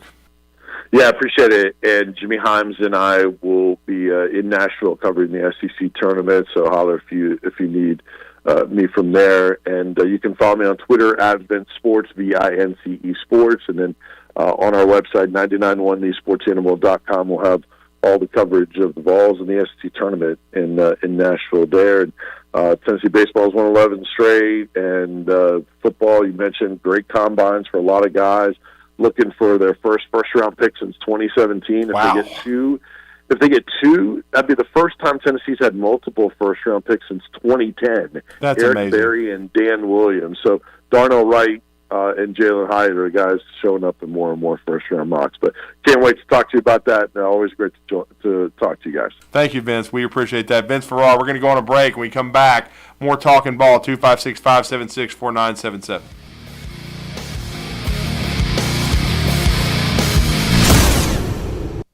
You're listening to Talkin' Ball on 97.7 ESPN, The Zone. Just got a new wreck at University Meadow. It looks like that one's going to be an injury. We got one on the Parkway southbound at York. No injury reported there. And looks like that wreck on Mount Zion that we reported earlier is going to turn out to be a no injury. Officers, construction workers, and first responders put their lives on the line every time they step on the roadway. Why not make it safer for them? Slow down or move over. It's the law. Captain Nick in the 72 and Jeff Popeye Skywatch Traffic Center. The college basketball regular season is winding down, and the football specials at Humphreys Bar and Grill are now going to extend into basketball season with football specials during every Auburn and Alabama basketball game. Don't miss Humphreys game day specials from $2.75 Miller Lite, Yingling, Coors Light pints, $3.50 Yellowhammer Gold pints. Anytime Auburn or Alabama is on the screen. Humphreys, always a party, never a cover. Located online at humphreysdowntown.com. The calendar does read March, and that means it's time for you to enjoy some Talon Heating and Air St. Patty's Day specials. And if utility companies have been taking all the green out of your wallet, Talon Heating and Air, Thomas, has the pot of gold at the end of the rainbow to help you put it back in. That's right. We have a special right now for all the listeners of this commercial, get $1,000 off, in addition to excellent savings with the Bosch equipment. It's Talent Heating and Air St. Patty's Day special, and tell them how they can ring you guys up. That's right. They can give us a call at 256-503-4490 or at talenthvac.com. Talent Heating and Air will have you seeing more green this March. And if you're feeling really lucky this March, make sure you join our 97.7 ESPN The Zone Bracket Challenge presented by Talent Heating and Air. Maybe they'll have you seeing more green.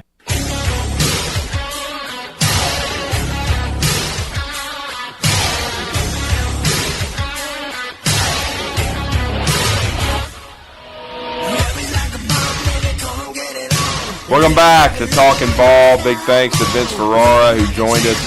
In just a few minutes, we're going to be joined by Dean Myrick, the commissioner of the Alabama Community College Conference, as they will get underway over at Alabama A&M. Looking forward to that as the ladies and the men will be competing at a beautiful new venue. I mean, of course, Alabama A&M's new facility is outstanding. It's state-of-the-art. Matter of fact, the Buckhorn Bucks, who we talked about in Hour 1, who Bandy and, of course, Captain Cool, they had on the show yesterday. As they said, Carter Malaris, T-Rob, Terrence Robinson, and the one and only Caleb Holt. They had those young men on the show to recap the great state championship run for Buckhorn. And part of that preparation before they left for Legacy Arena and have the 2 games in Birmingham was practicing at that new facility, which is state-of-the-art on the hill over there at Alabama A&M. And I believe both tournaments, the ladies and the men's tournaments, are going to be held over there.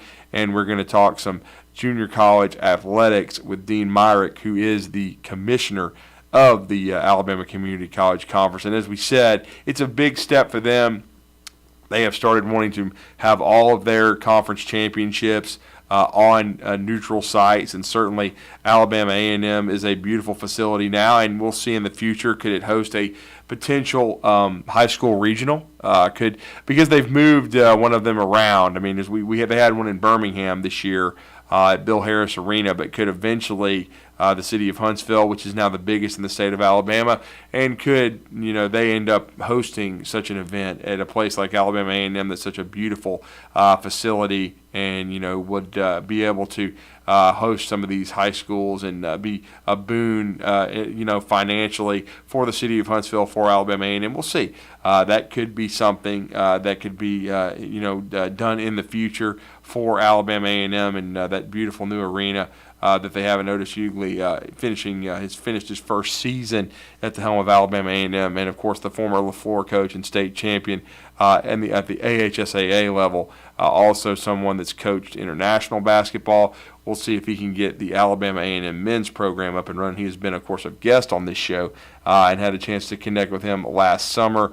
And really looking forward to what he can do with Alabama A&M basketball. But again, we are going to just have Dean Myrick on the show for a few minutes to talk about the future of junior college athletics and the excitement around having the tournament started here in our city. No question about that. But again, just really looking forward to it. We love basketball in this area, and I think that's another reason why, no doubt, that Alabama A&M was aggressive and when working with the junior college of the Alabama Community College Conference. And again, Alabama A&M likely to recruit several student athletes from the junior college arena. Now, certainly Otis Hughley is going to take advantage of the transfer portal, like a lot of Division I schools, and guys are going to be moving down, from maybe Power 5 leagues to the SWAC. But they also are going to recruit junior college athletes, a lot of great junior college players, because as we said, a lot of talent that's going to have to start off on the junior college level due to the transfer portal, and due to there's not being as many spots available for them.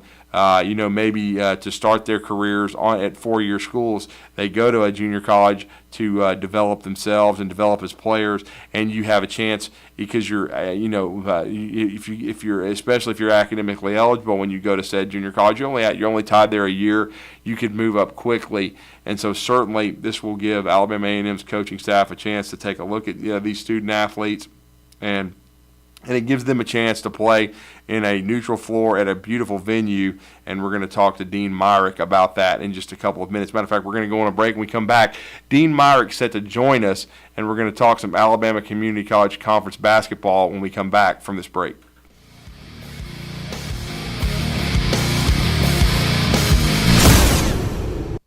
You're listening to Talkin' Ball on 97.7 ESPN The Zone. From the Fox 54 Weather Center, I'm meteorologist Emily Owen. For this Tuesday, expect a partly cloudy sky. High temperatures are expected to top out in the low 70s for the afternoon. We could also see gusty winds as high as 20 miles per hour. Heading into your Tuesday night, expect partly cloudy sky to continue. Low temperatures going to be falling into the mid and upper 40s, and it looks like breezy conditions will continue as well. We could see gusty winds as high as 30 miles per hour. I'm meteorologist Emily Owen on your home for ESPN Radio 97.7 ESPN, The Zone. Our newest wreck is Wall, Triana, and James Record reported with injury. University and Meadow reported with injury. Both of those vehicles are over on Meadow, though, and they should be still trying to clear one southbound on the Parkway at York. It was a no injury. Expert heart care backed by advanced technology. When you need cardiac care, you need the Heart Doctor. Dr. Randall Burns and the team at Huntsville Heart Specialist on Bob Wallace Avenue. Captain Nick in the North Parkway Popeye Skywatch Traffic Center. The Huntsville Sports Commission is responsible for bringing high-level sports entertainment to the Rocket City. In 2023, enjoy events like the CCSA Beach Volleyball Championships, Hometown Lenders Championship, UCI Paracycling Road World Cup, and so much more. To learn more about upcoming events and the Huntsville Sports Commission, visit huntsvillesports.com. The Huntsville Sports Commission. We do sports.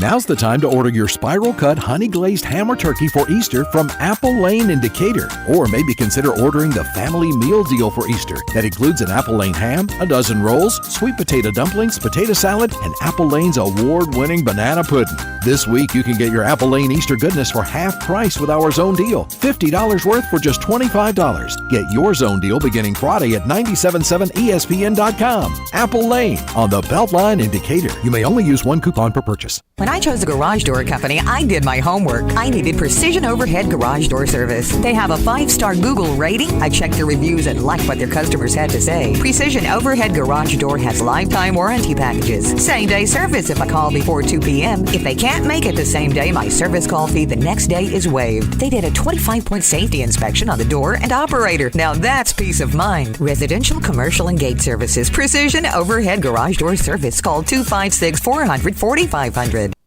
This April, the Corn Ferry Tour returns to the Rocket City for the 2022 Huntsville Championship at the Ledges. Experience the beauty and drama of the Ledges in person as golf's rising stars chase their PGA Tour dreams. From the first man on the green to the roar of the crowd when the final putt drops. Be a part of every moment on the mountain. April 28th to May 1st. Tickets to be a part of the action are on sale now at HuntsvilleChampionship.com. At Bad Daddy's Burger Bar, people call the award-winning burgers totally insane, which is a compliment because Bad Daddy's Burgers are just that. Chef-inspired expressions of pure burger amazingness built with premium Angus beef. They're bold and they're bad. Pair one with one of their signature cocktails or assortment of local craft brews. Bad Daddy's Burger Bar, 2317 Memorial Parkway. Check out our menu and even order online at BadDaddy'sBurgerBar.com. Greeny with Mike Greenberg. This is Mike Greenberg. You're listening to 97.7 ESPN The Zone, your home of ESPN Radio, the Alabama Crimson Tide, Atlanta Braves baseball, Huntsville Havoc hockey, and the UAH Chargers.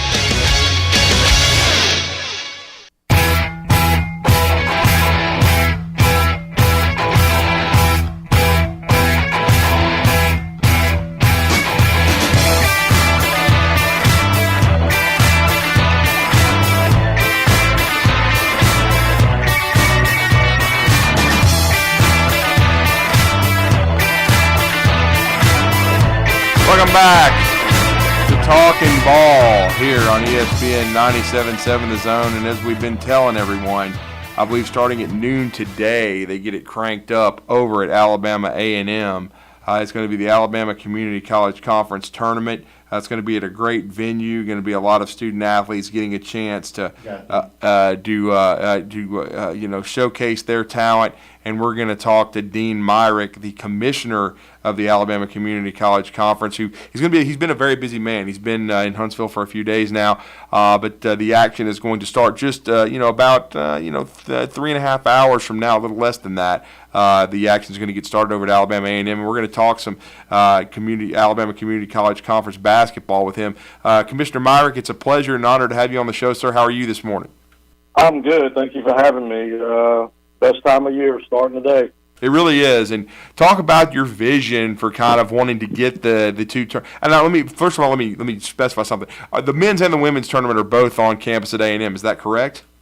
It is. We're at the new event center that still has a new car smell. Yes, no doubt. We are. It's a fabulous arena for us, and it's the first time since 2008-09 that we've been at a neutral facility.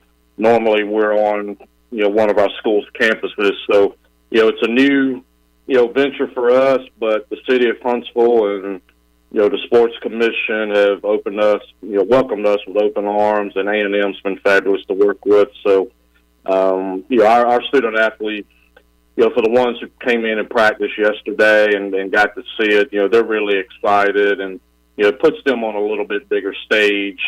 Like you said earlier, to get them some exposure and, be able to show off Huntsville and the event center. And since you became commissioner, has that kind of been your vision? You've wanted to get all of your sports, maybe get them to at bigger venues on neutral floors to kind of decide these championships, Commissioner Myrick? It was. At the very beginning, we talked about it, and I've been here since 2012. Yes, sir. So we've always talked about it, and to be honest, basketball and volleyball were the only two sports that were not at a neutral facility. Baseball and softball have been forever, and so it's like, hey, we need to get these. So this year for volleyball, we were at the Mobile area down there at their Civic Center, and a lot of history in that thing, and so this year we're venturing into basketball, and it's been met with positive reviews so far. Yeah, no question, and I certainly have seen the beautiful facility at A&M. I mean, I have not been inside of it yet, but certainly I've seen Buckhorn footage of Buckhorn practicing over there. I've heard such great things from folks, and looking forward to the junior college tournament being played over there, and a lot of these young men getting a chance to play. I know we were just talking about Buckhorn used it as a facility to practice in before going to win a state championship at the BJCC Legacy Arena. But it's definitely state of the art. It's beautiful from when you see it coming down the Parkway. And I know, as you said, the student athletes got a chance to practice there yesterday. They're really excited. And is this something, Commissioner, that could be a long-term relationship for you guys? We're hoping so. We've actually talked about next year's dates already, so we'll get this over with this week, and we'll get back together and kind of evaluate. And I foresee it being here a while, which we're hoping for, and it's just a good avenue for us to be going in, and it's a perfect size for us. Yes, it's not too big, it's not too small. But as I told A&M, not only nationally, but man, they're bringing almost 300 student athletes on their campus this week to see what's all going on. So that's a lot of prospective students, showing up to see their campus and to see the facilities and stuff. So I know they're excited, and they have treated us very, very well. So it's a lot on the line. I mean, whoever wins the men's and women's tournament, they get the automatic bid to the to the national championship tournament in a couple of weeks. So it's not only the exposure, but it'll propel two teams to play for a national championship. Oh, it certainly will. And when we know what Madonna Thompson's done on the women's side, so remarkable, and the women's and she's that program is one of the best in the country. And then she's done everything and nearly won a national championship. I know she's played for it. And then on the men's side, as I was talking to, I know Russell Moore, who does a great job within your infrastructure with the community college conference. The men's bracket this year is really wide open. It is, and we were talking about this yesterday. It's, since I got here in 12, this is going to be the most parity we've had across the men's side. Of the 8 teams, 6 of them have at least 20 wins, one with 18. So it's, we're kicking it off at 12 with, Coastal Alabama South and from Bay Minette and Wallace State, right down the road. And that's going to be indicative. I mean, those are 2 really good teams and 2 great coaches. And but man, all 4 quarters a day, you could. I don't know if you could pick them. You may go 0-4, you may go 4-0, but it's definitely wide open for sure. And Madonna has Shelton's the standard bearer on the women's side. And I didn't know this, but this year I think they've won 176 straight conference games. That kind of blew me away, but. She's a great coach, and I'll put her against any women's or men's coach for that matter. She's really, really good. Yeah, there's no doubt. She's a Hall of Famer, and I remember the days of when she was playing for Rick Moody at Alabama and the great program they had. And one of her roommates in college was even my cousin Natalie, who was a manager and a part of that Alabama program at that time. Certainly, she's just done a remarkable job with her coaching career, though. And then, Commissioner Myrick, I know you're excited to get this cranked up, but for our listeners that maybe aren't as familiar, tell us how the field comes to pass, because not every team in the conference qualifies for the tournament. How does that process go?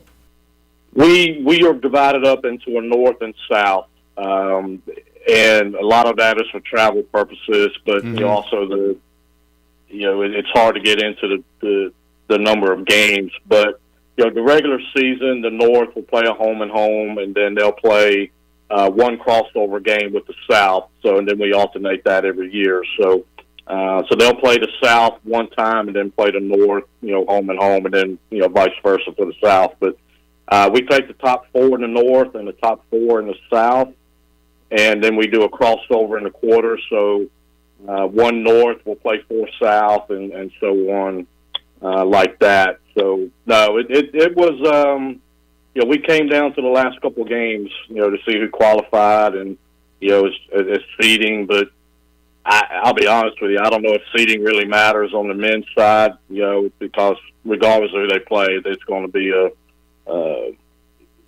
really good game to advance to the semis. So. We have got the men's quarterfinals today and the women's quarterfinals tomorrow, and we alternate that every year of who gets the day off. But in the past we used to men, women one day, and then men, women. But the 4-year coaches that came in, it's like, hey, can we put them all together so we can see all the men in one day or see all the women in one day, and which made sense. So that's why we. Did that. So it's worked out okay. Certainly has, and we're certainly excited here in our community with Calhoun and them bringing basketball back. How because there's it affords opportunities for a lot of student athletes, especially in our community, to potentially continue their education and careers on the collegiate level. How has that been, having Calhoun back on the women's and men's side basketball wise and athletics wise as a whole? Oh, it's been great, and the women's side, they made the tournament in their first year. The men barely missed out, so both of them did a really good job this first year. They've got a president, Dr. Hodges, who's probably one of the most competitive I know. So he likes to win, and he's very supportive of athletics, and they're going to do great things, down the road. And John Douglas, dropped by the arena yesterday to see a few people there, and he almost put Calhoun on the map, or did put them to the national championship game. I think in the early 2000s. So he's really excited to see what's going on. So you always got questions, when will Calhoun bring the basketball back? And but as an overall conference, we have grown so much. We've added 2 new members. Northwest Shoals came back after a brief hiatus, and hopefully they'll be adding some more sports in the next couple of years. So, yeah, we've added a couple of new schools and 42 teams over the last year. So we are exploding. We've got a great group of presidents who believe in the mission of athletics, and it helps their campuses and communities for that matter. So we're rocking and rolling right now. Oh, certainly are, and we're talking to Commissioner Dean Myrick, and it's very exciting for Calhoun in the first year of their program to be a part of the tournament. And of course, as you said, Commissioner, that will be tomorrow. The ladies will start at Alabama A&M at noon, and Calhoun will actually be in that first matchup against Bishop State Community College. So great for those young ladies at Calhoun to be able to take the floor. And as you said, it was rotated on a yearly basis, but all those, we'll have 4 men's games today, 4 women's games tomorrow, and then for our listeners, take us through the rest of the process of the schedule the rest of the week, sir. On Thursday, we'll have the 2 women's semis and the 2 men's semis on Thursday, and then we'll have the 2 championships on Friday. The deadline to have everything done is Saturday, but we learned a few years ago we ran into weather, and we almost didn't get it in.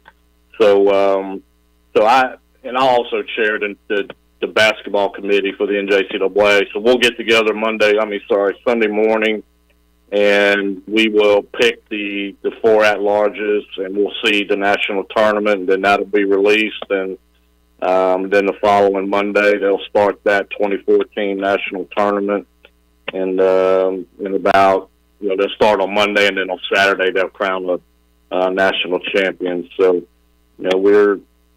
whoever wins will represent our conference well, and they normally do. So, all I can do is urge the fine folks in Huntsville. I don't think a lot of people know the level of play at the junior college level. The first game was South and Wallace. There'll probably be 5 or 6 Division I players on the floor. I know Wallace has had a couple signed with IUPUI and Southern Miss. So it's exciting brand of basketball, and then there's some big time talent. Madonna's point guard signed with Clemson.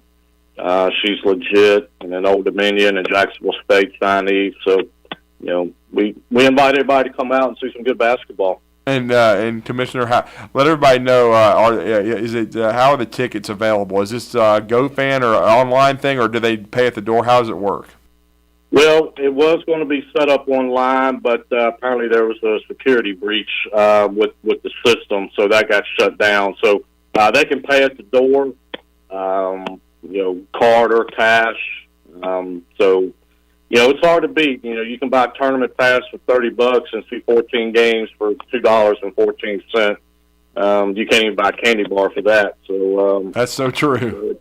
It's a good bargain. $10 a day, and that's for all games. Or you can get a tournament pass for $30 and see all 14 games over 4 days. So it's going to be slam packed, but we're excited. And we are excited as well, and to have it in our community. And congratulations, Commissioner Myrick, for getting the men's and the women's tournament at Alabama A&M and on this neutral floor at this beautiful facility.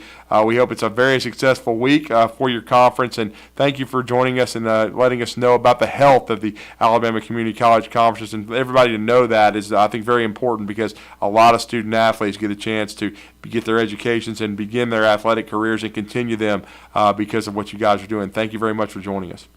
Thank you, Drew, for having us, and we really appreciate the exposure. Thank you, sir. That is Dean Myrick, the commissioner of the Alabama Community College Conference. As the men's and women's tournaments get started, the men's today at noon, the women's tomorrow at Alabama A&M at noon as well. You'll have your quarterfinal, your four quarterfinal, matchups, the semifinals, and then finals, and everything should be wrapped up by Friday. And again, you can pay either with card or cash at the door at Alabama A&M's beautiful new facility over there on the hill. But we're going to go on a break, and we're going to wrap up this edition of Talkin' Ball when we come back here on this Tuesday.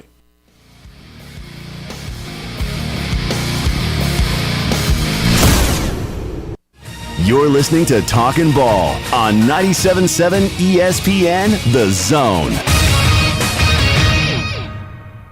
Just got a new wreck at Highway 53 in Douglas. That one's coming in as a no injury. Had somebody hurt at Wall Triana and James Record, also at University and Meadow. The two vehicles in that one are over on Meadow, so it's not causing a major problem. Still going to be a few minutes before it's cleared out of the way. Dr. Sandman has the Somnodent, a safe, insurance-approved alternative for snoring and sleep apnea. Dr. Randall Sandlin, 350-CARE. Captain Nick in the Jordan Lane, Popeyes Skywatch Traffic Center. Specializing in simple and affordable rentals, McCurry Van and Car Rental can make sure you have just the right vehicle for your next family vacation, weekend getaway, or if you just need transportation while your vehicle is being repaired. McCurry carries Ford Transit vans and Mercedes Sprinter vans, trucks and work vans, and more. And they offer discounted rental rates for long-term rentals. Now with 4 locations: Athens, Muscle Shoals, Coleman, and Huntsville. Log on McCurryRentals.com to make your reservation now. That's McCurryRentals.com. Ann Adams with Berkshire Hathaway Rise Real Estate is the one name to know if you're buying or selling real estate. With years of local experience, Ann Adams offers buyers in-depth knowledge of the local housing market and will narrow available properties down to those you'll be interested in so you can save time when shopping for your new home. If you're ready to sell, Ann offers a seamless process using accurate pricing and expert negotiation skills to make sure you get a fair price for your home. Call Ann Adams today at 256-337-2625 or log on bhsriserealestate.com. You could save big when you bundle your home and auto with Progressive, but when we just come out and say it, it feels like it falls a bit flat. So instead, we're going to have someone else say it. Because for some reason, when a random person talks about how great something is in a commercial, it's more believable. I saved with a Progressive home and auto bundle. And there you have it.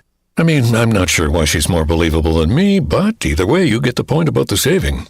Progressive Casualty Insurance Company and Affiliates. Discount not available in all states or situations. Normally, when you call a roofing company, all you hear is, you need a new roof. Not when you call Fleming Roofing and Restoration. Since 1965, the folks at Fleming have been focused on what you need, whether it's an easy repair or a full roof replacement, commercial or residential. And when it comes to storm damage, you want Fleming on your side. They know all the ins and outs of insurance claims and will guide you through the entire process. Log on FlemingHSV.com and book your free estimate today. Fleming Roofing and Restoration. We show up. Now open, this is your invitation to experience the grand opening of ABIQ's new 10,000 square foot showroom. The best brands in home audio, home theater, and home automation. The place to see and hear and feel and listen and watch. The place where you can audition top brand audio and video equipment before it goes in your home. World-class brands now available in Huntsville. Come experience the difference. 1833 University Drive, just east of the Parkway at the all-new AVIQHSV.com.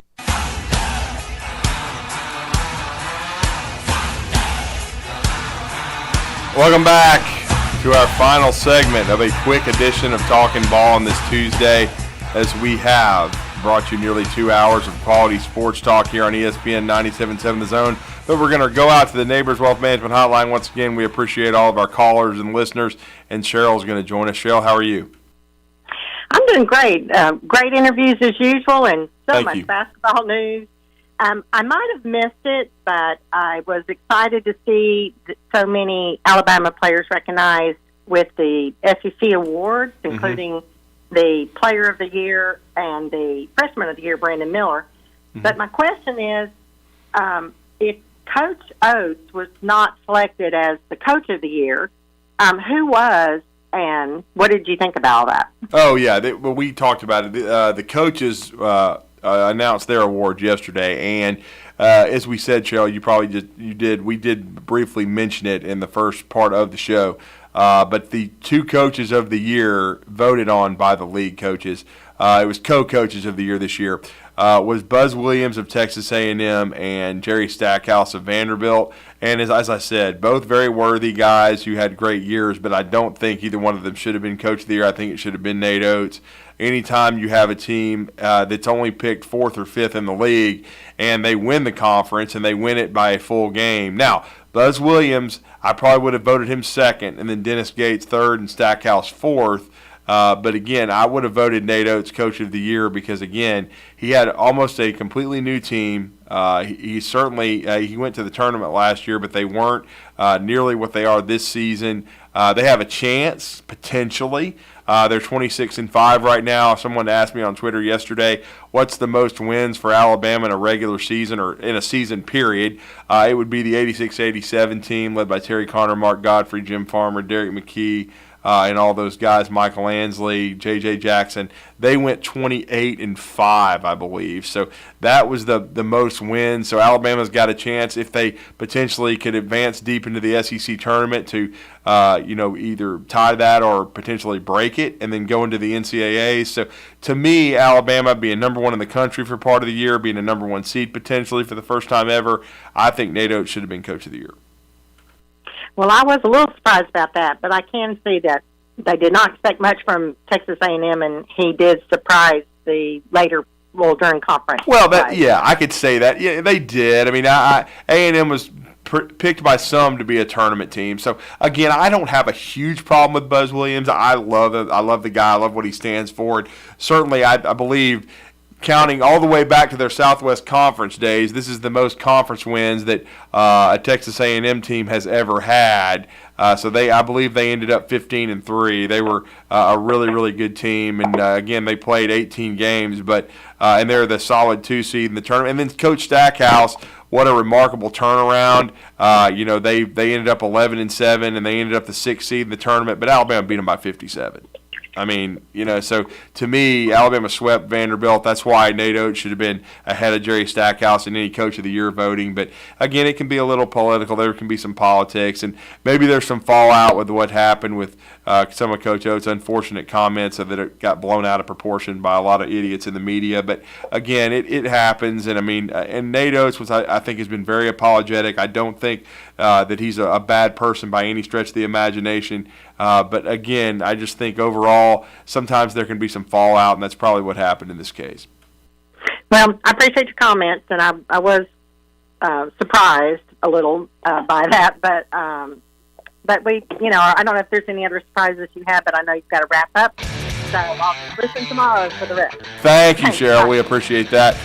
And we will have the one, the only Steve Moulton in with us tomorrow, as we will talk to John Schulman before they leave on Thursday to take the floor in the regional out at Nova Southeastern, as they are the solid 3 seed there behind number 1 Nova Southeastern, who is 30-0, and then number 2 West Alabama, who UAH split with, and West Alabama went on to win the Gulf South Conference tournament. So John Schulman and UAH competing for a national championship, and we'll talk about that and more with Steve Moulton and John Schulman tomorrow. But we appreciate all the calls, all the listeners, all the messages on Facebook. Thank you for listening to Talkin' Ball on this Tuesday. I'm D-Squared DeArmond. We'll talk to you on Wednesday. Going to have a great show planned for you. Please tune in. Recruiting Blitz on Blitz Sports Radio up next at 9 a.m. Tom Abraham here from my friend Brian Hamaker and his team at North Alabama Mortgage. Look, buying a home is the biggest purchase you will make in your life, and it can be a bit intimidating, so you want people that can help walk you through the mortgage process and get you the best deal possible. That's what North Alabama Mortgage does, and they do it in Alabama, Tennessee, and Florida, from first-time purchases to refis, conventional, VA, FHA, and USDA loans. They have the solution at North Alabama Mortgage.